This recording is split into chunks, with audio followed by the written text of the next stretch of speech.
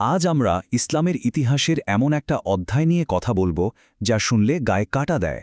এটাকে বলা হয় শোকের বছর বা আম আল হুজুন। চলুন জেনে আসি কি ঘটেছিল সেই সময়টাতে, যা ছিল এক নবীর জন্য সবচেয়ে অন্ধকার সময়। একবার ভাবুন তো, উহুদের যুদ্ধ কি ভয়াবহ একটা দিন ছিল। স্বয়ং নবীজি সাল্লাম আহত হয়েছিলেন, তার দাঁত শহীদ হয়েছিল। যে কেউ ভাববে এর চেয়ে কঠিন দিন আর কি হতে পারে। কিন্তু হজরত আয়েশা যখন ঠিক এই প্রশ্নটাই করলেন যে উহুদের চেয়েও কঠিন কোনো দিন কি আপনার জীবনে এসেছিল, তখন তিনি যে উত্তরটা দিয়েছিলেন তা অবাক করার মতো। তিনি বলেছিলেন, হ্যাঁ, এসেছিল। তো কি ঘটেছিল? এটা কোনো সাধারণ সংকট ছিল না। এটা ছিল অনেকটা ঝড়ের মতো, যা এসে সব কিছু ওলটপালট করে দিচ্ছিল। নবীর চারপাশের পৃথিবীটা যেন তার চোখের সামনেই ভেঙে পড়ছিল। ঘটনার শুরুটা নবুয়তের 10ম বছরে। দীর্ঘ 3 বছরের একটা কঠিন বয়কট শেষ হলো। সবাই একটু স্বস্তির নিঃশ্বাস ফেলল, কিন্তু সেই স্বস্তি টেকেনি। কয়েকদিনের মধ্যে এমন দুটো ঘটনা ঘটল যা সবকিছু বদলে দিল। প্রথমে চলে গেলেন তার চাচা আবু তালেব, আর তার ঠিক 40 দিনেরও কম সময়ের মধ্যে ইন্তেকাল করলেন তার প্রিয়তমা স্ত্রী খাদিজারা। পরপর দুটি বিশাল আঘাতে সবকিছু যেন তছনছ হয়ে গেল। এই দুজন মানুষ ছিলেন নবীর জন্য দুটো মজবুত পিলারের মতো, একজন বাইরে, আরেকজন ভেতরে।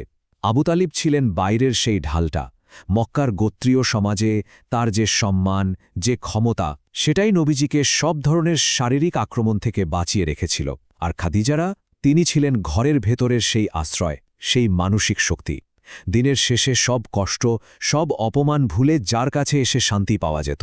একবার ভাবুন, এই দুটো পিলারই যখন একে একে ভেঙে পড়ল, তখন তিনি কতটা একা, কতটা অরক্ষিত হয়ে পড়েছিলেন।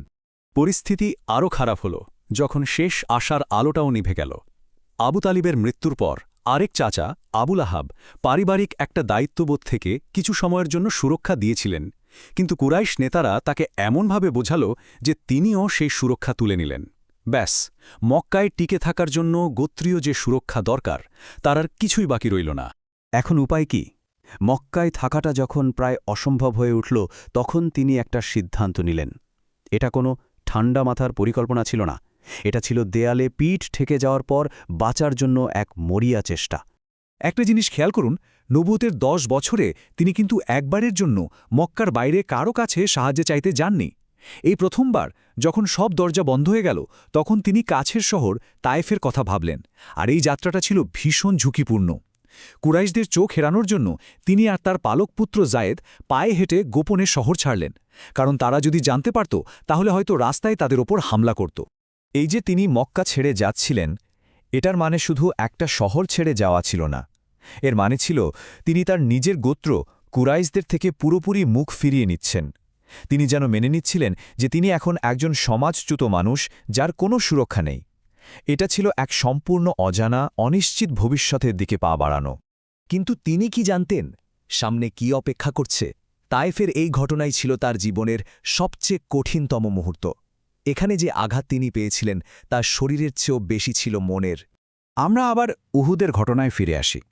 উহুদের যুদ্ধে তার শরীর রক্তে ভিজে গিয়েছিল, দাঁত ভেঙে গিয়েছিল। এর চেয়ে বড় শারীরিক কষ্ট আর কি হতে পারে? অথচ নবীজি সাল্লাল্লাহু আলাইহি ওয়াসাল্লাম নিজেই বলেছেন, তায়েফের দিনের কষ্টটা ছিল উহুদের চেয়েও বেশি, কারণ এটা ছিল মানসিক আঘাত। আর আমরা তো জানি, মনের ক্ষত শরীরের ক্ষতের চেয়ে অনেক বেশি গভীর হয়। তিনি তায়েফে পৌঁছালেন, সেখানকার 3 প্রধান নেতার সাথে দেখা করলেন, আল্লাহর বাণী পৌঁছে দিলেন। কিন্তু বিনিময়ে কি পেলেন? শুধু অপমান, বিদ্রূপ আর উপহাস।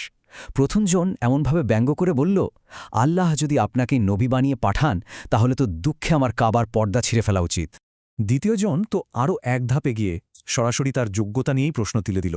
বলল কি, আল্লাহ আপনাকে ছাড়া আর কাউকেই খুঁজে পেলেন না পাঠানোর জন্য? আর তৃতীয়জন যা বলল তা ছিল চূড়ান্ত অপমান, এমন এক বুদ্ধি খাটানো অপমান যার কোনো জবাবই হয় না।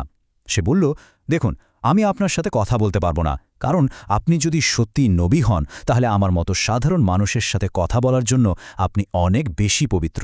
আর যদি মিথ্যাবাদী হন, তাহলে তো আপনার সাথে কথা বলাটা আমার মর্যাদার নিচে। বুঝতেই পারছেন, দুদিকেই অপমান। তথার অপমান তো ছিলই। এরপর শুরু হলো শারীরিক অত্যাচার। নেতারা শহরের বখাটে ছেলেদের উচ্ছৃঙ্খল জনতাকে লেলিয়ে দিল। তারা নবীজি সাহ আর জায়েদরাকে পাথর মারতে শুরু করল। মারতে মারতে শহর থেকে বের করে দিল। তাদের পা ফেটে রক্ত ঝরছিল। নবীজি এতটাই মানসিক আঘাতে ছিলেন, এতটাই শকের মধ্যে ছিলেন যে তিনি কোথায় যাচ্ছেন, কোন দিকে হাঁটছেন তার কোনো হুঁশই ছিল না। যখন হুঁশ ফিরল, তিনি দেখলেন তায়েফ থেকে প্রায় ৭-৮ কিলোমিটার দূরে চলে এসেছেন। আজকের দিনে আমরা এটাকে স্টেট অফ শক বলি। কিন্তু এই চরম হতাশার অন্ধকারেই গল্পের সবচেয়ে শক্তিশালী মুহূর্তটা লুকিয়ে আছে। যখন মানুষের দিক থেকে সব দরজা বন্ধ হয়ে গেল, তখন তিনি সেই সত্তার দিকেই ফিরলেন, যিনি কখনো ফেরান না, তার রবের কাছে এক গভীর ও অন্তরঙ্গ প্রার্থনার মাধ্যমে। তার সেই দোয়া ভাবুন একবার। তিনি বলছেন, হে আল্লাহ, আমি তোমার কাছেই আমার দুর্বলতার কথা বলছি, আমার সম্বলহীনতার কথা বলছি, মানুষের চোখে আমি যে কতটা নগণ্য সেই অভিযোগ করছি। তুমি আমাকে কার হাতে ছেড়ে দিচ্ছ? এটা কোনো সাধারণ অভিযোগ নয়, এটা ছিল নিজের সবটুকু অসহায়ত্ব উজাড় করে দিয়ে আশ্রয় চাওয়া। আর দোয়ার পরের অংশটা আরও আশ্চর্যজনক। নিজের এত কষ্ট, এত অপমানের পরেও তার মূল চিন্তাটা কী ছিল জানেন? তিনি বললেন, যতক্ষণ তুমি আমার উপর অসন্তুষ্ট নও, ততক্ষণ আমি কোনো কিছুর পরোয়া করি না। তবে হ্যাঁ, তোমার পক্ষ থেকে নিরাপত্তা পেলে আমার জন্য একটু সহজ হতো। সুবহানাল্লাহ! নিজের কষ্টের চেয়েও আল্লাহর সন্তুষ্টি তার কাছে বড় ছিল। আর ঠিক এই প্রার্থনার পরেই ঘটল সেই ঘটনা, যা ছিল তার জন্য এক চূড়ান্ত পরীক্ষা। এমন এক সুযোগ তাকে দেওয়া হলো যা তার মিশনের পরিচয়কেই চিরদিনের জন্য ঠিক করে দেবে। একটু ভাবুন তো, যারা আপনাকে একটু আগে পাথর মেরে রক্তাক্ত করেছে, অপমান করেছে, তাদের ধ্বংস করে দেওয়ার ক্ষমতা যদি আপনার হাতে দেওয়া হয়। ঠিক এটাই হয়েছিল। পাহাড়ের দায়িত্বে থাকা ফেরেশতা এসে বললেন, আপনি শুধু একবার বলুন, আমি এই 2 পাহাড়কে একসাথে মিলিয়ে দিয়ে পুরো শহরটাকে পিষে ফেলব। 1 মুহূর্তের মধ্যে সব অপমানের প্রতিশোধ নেওয়ার সুযোগ। কিন্তু তিনি কি উত্তর দিয়েছিলেন? তার সেই উত্তরটাই ছিল ইতিহাস বদলে দেবার মতো। প্রতিশোধের বদলে তিনি বেছে নিলেন দয়া, ক্ষমা আর আশা। তিনি বললেন, না, এটা করো না, বরং আমি আশা করি আল্লাহ এদের বংশধরদের মধ্যে থেকে এমন মানুষ তৈরি করবেন যারা শুধু এক আল্লাহর এবাদত করবে। আর এই কারণেই তো তিনি রহমতুল্লিল আলমিন, সমগ্র বিশ্বের জন্য রহমত।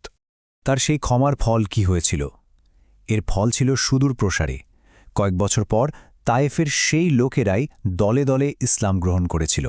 আর সবচেয়ে বড় কথা, যে জায়গায় দাঁড়িয়ে তাকে পাথর মারা হয়েছিল, ঠিক সেখানেই আজ একটা মসজিদ দাঁড়িয়ে আছে। তার জীবনের সবচেয়ে অন্ধকার মুহূর্তে তিনি যে দয়া দেখিয়েছিলেন, সেটাই ওই মানুষগুলোর মুক্তির কারণ হয়েছিল। এখান থেকেই আমাদের সবার জন্য একটা বড় প্রশ্ন রেখে যায়। যখন প্রতিশোধ নেওয়ার সবটুকু সুযোগ আর ক্ষমতা থাকে, তখন ক্ষমা করার মতো শক্তি অর্জন করতে আসলে কি লাগে?